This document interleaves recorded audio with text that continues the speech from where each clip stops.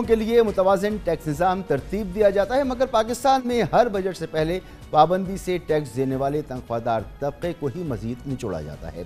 पिछले साल बजट में पहले IMF से स्टैंड बाई अरेंजमेंट पैकेज लेना अशद ज़रूरी था। IMF ने पाकिस्तान को टैक्स आमदन बढ़ाने का हदफ दिया था और PDM की शहबाज हुकूमत ने तनख्वाहदार तबके पर टैक्स बढ़ा दिया था। इस साल भी विफाकी बजट से पहले पाकिस्तान को IMF से $8 अरब का तवील मुद्दती प्रोग्राम के मुज़ाकरात करने हैं और IMF ने 650 अरब रुपए टैक्स आमदन इजाफा तजवीज़ किया है, जबकि शहबाज हुकूमत एक बार फिर ये कड़वी गोली तनख्वाहदार तबके के मुंह में उंडेल देना चाहती है। एक्सप्रेस ट्रिब्यून की एक रिपोर्ट के मुताबिक तनख्वाहदार तबके के टैक्स स्लैब 5 से कम करके 4 किए जा रहे हैं और तनख्वाह पर इनकम टैक्स की मुजव्वज़ा नई स्कीम के तहत 51,000 से 1 लाख रुपए तक तनख्वाह लेने वाले सरकारी और निजी मुलाजिमीन शदीद मुतासिर होंगे। अहम बात यह है कि इस वक्त माहाना 5 लाख रुपए या इससे ज़ायद तनख्वाह लेने वाले मुलाजिमीन में 35% टैक्स के ब्रैकेट में ये आते हैं और नए मुजव्वज़ा स्लैब के तहत 3,33,000 रुपए से ज़ायद तनख्वाह लेने वाले को भी 35% टैक्स देने वालों में शामिल किया जाएगा। वज़ीर आज़म शहबाज शरीफ मुतअद्दिद बार इस अज़्म का इजहार कर चुके हैं कि पहले से टैक्स के पाबंद तबके पर टैक्स का मज़ीद बोझ डालने की ज़्यादती के बजाय वो टैक्स चोर अशराफिया को टैक्स नेटवर्क में लाएंगे। वज़ीर आज़म साहब के बुलंदोबांग अज़ाइम अपनी जगह पर, हकीकत यह है कि FBR में टैक्स आमदन बढ़ाने के लिए रीस्ट्रक्चरिंग और इस्लाहात के दावे धरे के धरे रह गए हैं। Track and trace system, point of sales, ताजिर दोस्त एप्लीकेशन और अरबों रुपए के नए केसेस और टैक्स फाइलर्स की तादाद बढ़ाने जैसे तमाम इक़दामात में FBR बज़ाहिर नाकाम हो गया है। FBR की जानिब से अपनी नाकामी छुपाने के लिए अवाम में हर कुछ अरसे के बाद एक नया शोशा छोड़ दिया जाता है। कभी मोबाइल सिम्स जो हैं वो ब्लॉक करने की वार्निंग दी जाती है, तो कभी नादरा और बैंकों के डेटा से कार्रवाई से डराया जाता है और हालिया दिनों बड़े पैमाने पर आला अफसरान की उखाड़ पुछाड़ की गई है। ताजुब की बात है कि रिटेलर्स और होलसेलर्स के लिए FBR की ताजिर दोस्त स्कीम में 35 लाख दुकानदारों में से सिर्फ 75 दुकानदारों ने मुकर्ररा मुद्दत में रजिस्ट्रेशन कराई है। बज़ाहिर मुतादिद इक़दामात के जरिए टैक्स रेवेन्यू बढ़ाने में नाकामी के बाद FBR ने एक बार फिर तनख्वाहदार तबके को टैक्स की चक्की में पीसने की तैयारी कर दी है। कहने को तो वज़ीर ख़जाना मोहम्मद औरंगज़ेब का कहना है कि 9% टैक्स टू GDP से गुजारा मुमकिन नहीं और कब तक तनख्वाहदार तबके पर बोझ डालते रहेंगे। टैक्स आमदन में इजाफे के लिए ज़बानी कलामी तो वज़ीर ख़जाना साहब हक़ाइक़ पर मबनी बात कर रहे हैं, लेकिन अमलन बजट में वही होता नज़र आता है जो पाकिस्तान में माजी की रिवायत है। इस माली साल की पहली शशमाही में सैलरीड क्लास ने 158 अरब रुपए टैक्स जमा कराया, जो एक्सपोर्टर्स की जानिब से जमा कराए गए 46 अरब रुपए के टैक्स से 243% ज़्यादा है। और ये सब कुछ इस सूरत हाल में हुआ है जब तनख्वाहदार तबका पहले ही महंगाई और पेट्रोल और बिजली और गैस की बढ़ती कीमतों से निबर्दाज़मा है। यकीनन IMF की बुनियादी शर्त यह है कि टैक्स आमदन बढ़ाई जाए और टैक्स देने के काबिल हर तबके को टैक्स नेट में लाया जाए, लेकिन हुकूमत की नज़र न GDP के 25% ज़राई शुबे पर जाती है, न 35 लाख दुकानदारों को टैक्स नेट में लाने की कोशिश की जाती है, न रेवेन्यू बढ़ाने के मुतादिद दीगर मुतबादिल ज़राए तलाश किए जाते हैं, बल्कि पहले से बरवक्त टैक्स देने वाले टैक्स पाबंद तबके पर भारी टैक्सेस का मजीद बोझ डाल दिया जाता है। इस तमाम सूरत हाल पर हम बात करेंगे। हमारे साथ मौजूद हैं डॉक्टर मिफ्ताह इस्माइल साहब, साबिक वज़ीर ख़जाना। बहुत बहुत शुक्रिया मिफ्ताह इस्माइल साहब वक्त देने के लिए। सिर्फ फरमाइएगा, 2 साल पहले आप वज़ीर ख़जाना थे और उस वक्त भी हम एक IMF प्रोग्राम में जा रहे थे और फिर IMF का ये डिमांड थी कि टैक्स रेवेन्यू को बढ़ाया जाए और उस वक्त भी ये हुआ था कि नज़ला जो है वो तनख्वाहदार तबके पर गिरा था। इस दफ़ा फिर यही सूरत हाल है, बजट की आमद है, हम IMF प्रोग्राम में जा रहे हैं, IMF कह रहा है रेवेन्यू बढ़ाओ और फिर एक मरतबा लगता है कि तनख्वाहदार तबके की शामत आने वाली है। तो ये क्या वजह है कि हम बजाय ये कि नेट टैक्स बेस को बढ़ाएं, हम उसी सेक्टर को का गला दबोचते हैं जो पहले से टैक्स दे रहा है? जी देखिए मसूद भाई, गला उसी का दबोया जाता है जिसका गला पतला होता है, जिसकी गर्दन पतली होती है। उस वक्त जब हम IMF से निगोशिएट कर रहे थे तो एकदम हम बहुत ज़्यादा वीक पोजीशन में थे, डिफ़ॉल्ट सर पे मंडला रहा था। हमको IMF ने कहा कि नहीं, आपके पिछले वज़ीर ख़जाना ने हमारी डिप्टी मैनेजिंग डायरेक्टर को वादा किया था कि आप टैक्स बढ़ाएंगे इंडिविजुअल्स का। मैंने और शहबाज साहब ने दोनों ने बहुत रेजिस्ट किया कि इंडिविजुअल्स के ऊपर टैक्स ना लगाएं, दीगर जगह हम टैक्स लगा देते हैं, तो वो नहीं माने। तो थोड़ा सा हमको इंडिविजुअल्स पर टैक्स लेके जाना पड़ा, नहीं तो जब मुझको और शायद अब्बासी को चांस मिला था तो हमने इंडिविजुअल टैक्स पेयर्स पे सैलरी क्लास के ऊपर टैक्स कम किया था। जी। अब एक्चुअली सूरत हाल इतनी पाकिस्तान की मुश्किल नहीं है जो उस वक्त थी, और अब 3 महीने आपके पास हैं, मई जून का महीना है आपके पास, जुलाई के अंदर जाके ये प्रोग्राम होगा। तो अब एक्चुअली आई थिंक कि अगर हम ऑल्टरनेट टैक्स दिखाएं, आईएमएफ ने जो बात की है वो ये कही है कि आप सैलरी क्लास के ऊपर टैक्सेस बढ़ाएं। ठीक है, आईएमएफ की डिमांड है, हम उनको जाके ये बता सकते हैं कि देखो हम ये टैक्स नहीं बढ़ाएंगे, आपने जो टारगेट दिया है 1% ऑफ जीडीपी का हम वो मानते हैं, लेकिन हम फला फला जगहों से टैक्स बढ़ा सकते हैं।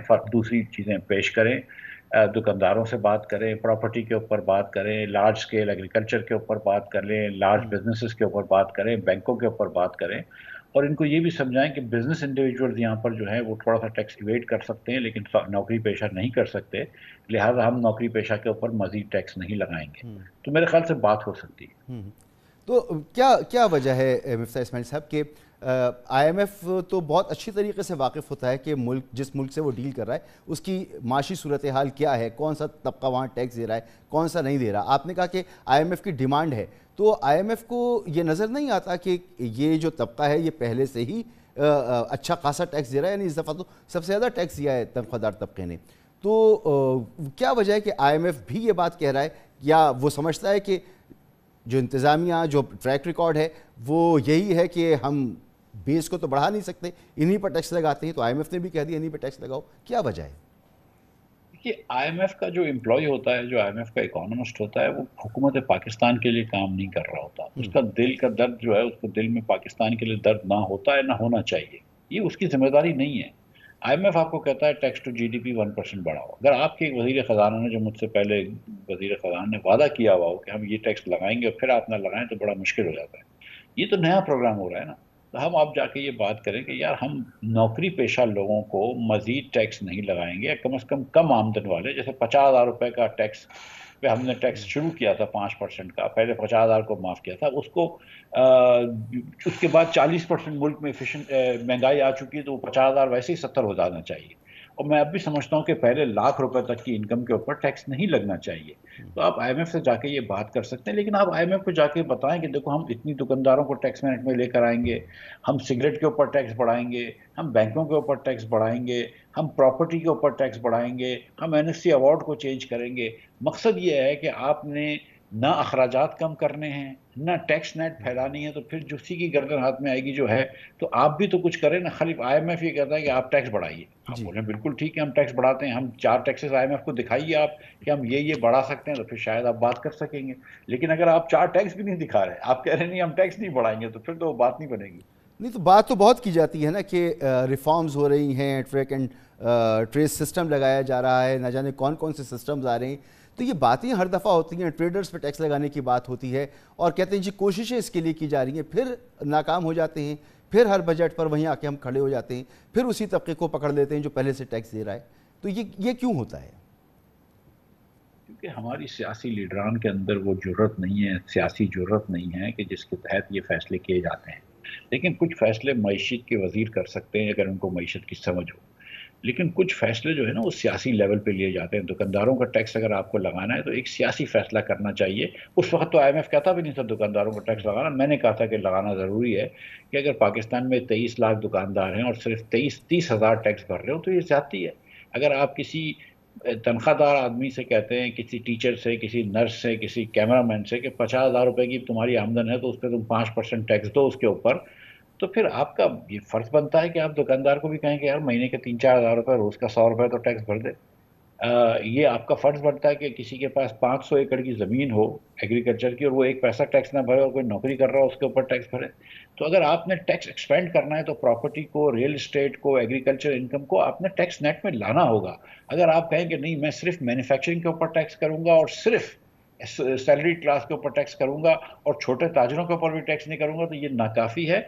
आपको ये टैक्स नेट को खोलना होगा। ये बड़ा आसान होता है कि आप 1% जो है वो सेल टैक्स बढ़ा दें, कि 17 से 18 कर दिया था पिछले साल। लेकिन क्या कह रहे हैं आप? ये कह रहे हैं कि जो चौकीदार जो मासी साबुन खरीदने जा रही है मैं उससे 1% टैक्स और लूंगा, 18% उससे टैक्स लूंगा, लेकिन मैं बड़े लोगों से टैक्स नहीं लूंगा। तो मुल्क तो इस तरह नहीं चलते ना भाई। देखिए, आपने ट्रेडर्स पर टैक्स लगाने की कोशिश की, नहीं हो सका, मौजूदा हुकूमत ने ٹیکس لگایا، انسینٹیو بھی دیا، لیکن اس کے باوجود 35 لاکھ میں سے صرف 75 لوگوں نے جو ہے رجسٹر کرایا اپنے آپ کو. تو کون سی ایسی طاقت ہوتی ہے ٹریڈرز کے پاس کہ وہ جو ہیں حکومت کی مانتے ہی نہیں ہیں، اپنی مرضی چلاتی ہیں؟ کوئی طاقت نہیں ہوتی ہے، یہ انٹرنل پالیٹکس نون کی تھی اس وقت جب ہم کو ٹیکس روکا گیا تھا. اور یہ انٹرنل پالیٹکس جو ہے یہ کوئی سود مند نہیں ہوتی ہے. نون نے سارے ریفارم رجسٹ کیے لاسٹ ایئر، تو کیا نتیجہ نکلا؟ الیکشن میں ہم نے دیکھ لیا کہ کیا نتیجہ نکلا. تو یہ اب پاکستان اس نہج پہ پہنچ گیا کہ جہاں آپ ریفارمز ڈیلے کریں گے تو آپ کوئی فائدہ بھی، سیاسی بینیفٹ بھی نہیں ہوگا. لوگ بھی ذی شعور ہیں، وہ جانتے ہیں کہ آپ وقت گزار رہے ہیں اور وہ نہیں چاہتے کہ آپ وقت گزاریں، وہ چاہتے ہیں کہ آپ کچھ کام کریں. اگر آپ فنڈامنٹل ریفارمز نہیں کرتے ملک کے فائنینسز کے، جس کے اندر NFC ایوارڈ کو دیکھنا ضروری ہے، جس میں جو طبقے ٹیکس نہیں دیتے ان کو ٹیکس نیٹ میں لانا ضروری ہے، جس کے اندر ٹیکس کے نظام کو اور مؤثر بنانا ضروری ہے. اگر آپ یہ نہیں کریں گے اور آپ یہی جو پیبند لگا کے کام چلا رہے ہیں کہ ہم پھر سے نوکری پیشہ لوگوں کے اوپر اور ٹیکس بڑھا دیں، تو اس سے بہت زیادہ فائدہ نہیں ہوگا. سر IMF تو جو کہہ رہا ہے سو کہہ رہا ہے، ہم اپنے جو ٹیکس کلیکشن کا ہمارا ادارہ ہے FBR، اگر وہاں پر دیکھیں تو ایک تلاطم کی کیفیت ہے. وہاں پر کئی افسران کو فارغ کیا گیا ہے. کل بھی وزیر اعظم نے ایک میٹنگ کی، پھر ٹریک اینڈ ٹریس سسٹم کی انہوں نے لگانے کی بات کی. تو بجٹ قریب ہے اور ہم اس طرح کی چیزیں کر رہے ہیں، نئے نئے آئیڈیاز سامنے آ رہے ہیں. کچھ پرانے آئیڈیاز ہیں انہی کو لے کر سامنے آ گئے ہیں کہ جی وہ عدالتوں میں جو کیسز پھنسے ہوئے ہیں ان سے پیسے نکلوا لیں گے. تو یہ صورتحال تو ہم ماضی میں بھی دیکھ چکے ہیں، اور بجٹ کے قریب یہ سب کچھ ہوگا تو ہم کس طرح سے اپنے ٹارگٹس پورے کریں گے؟ دیکھیے، یہ جو باتیں ہوتی ہیں نا کہ ہم عدالتوں سے پیسے نکلوا لیں گے، وہ پتہ نہیں کتنے ہزار ارب روپیہ پھنسا ہوا ہے اس میں، آپ سمجھ رہے ہیں کہ پتہ نہیں کتنے پیسے نکالیں گے، 100 ارب روپیہ بھی نہیں نکلے گا. یہ خام خیالی ہوتی ہے اور یہ بیسکلی ریفارمز ڈیلے کرنے کی بات ہوتی ہے. یہ وزیر اعظم نے جو فرمایا کہ ہم 2400 ارب روپے ٹیکس، 24,000 ارب روپے ٹیکس جمع کر سکتے ہیں لیکن صرف 10,000 کرتے ہیں، یہ بات بھی میں نہیں مانتا. 24,000 ارب روپے ہم ٹیکس نہیں جمع کر سکتے. اگر آپ اپنے 70% اکانومی کو ایگزمپشن دے رکھی ہے اور صرف 30% اکانومی پہ ٹیکس لے رہے ہو تو یہ نہیں ہو سکتا، یہ ممکن نہیں ہے. اور یہ بیسکلی ریفارمز کو نہ کرنے کے بہانے ہیں. آپ نے بیسک کر رہے ہوں گے، اور جلد بازی میں فیصلے نہیں کرنے چاہیے کہ آج آپ نے 20 لوگوں کو جو ہے وہ SD بنا لیا، کل کچھ کر لیا. دیکھیں، آپ نے FBR کا ریفارم کرنا ضروری ہے. میں تو یہ بڑے عرصے سے بات کرتا ہوں کہ FBR سے آڈٹ فنکشن الگ کر دینا چاہیے. اس کی ایک نئی ایجنسی بنانی چاہیے کہ جو FBR کا بھی آڈٹ کرے اور جو ٹیکس دہندگان ہیں ان کا بھی آڈٹ کرے. یہ ایک بڑا پریشر ہو جائے گا اور آڈٹ کو نکال دیں. باقی انلینڈ ریونیو اور کسٹمز کو الگ کرنے کی بات تو مجھے سمجھ میں نہیں آتی ہے. اس کے آگے اگر چلتے ہیں تو آپ نے بیسکلی یہ بات ٹھان لینی ہے کہ ہر پاکستانی جو کہ صاحب حیثیت ہے اس کو ٹیکس دینا ہوگا.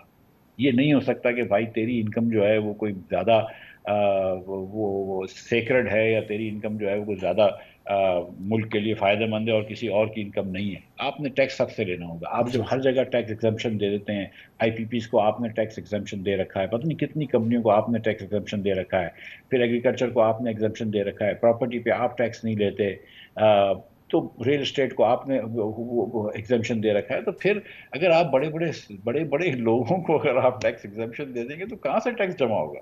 ٹھیک ہے، یہ بات تو اپنی جگہ ہے، لیکن سر FBR ہو یا کسٹم ہو، اس میں کرپشن کی جو داستانیں ہیں وہ اوپن سیکرٹ ہیں، کون نہیں جانتا. آپ بھی وزیر رہے اور نادرا کا ریکارڈ بھی آپ کے ایکسس میں تھا. اس کو دیکھتے ہوئے بھی آپ ٹیکس چوروں پر ہاتھ کیوں نہیں ڈال پائے؟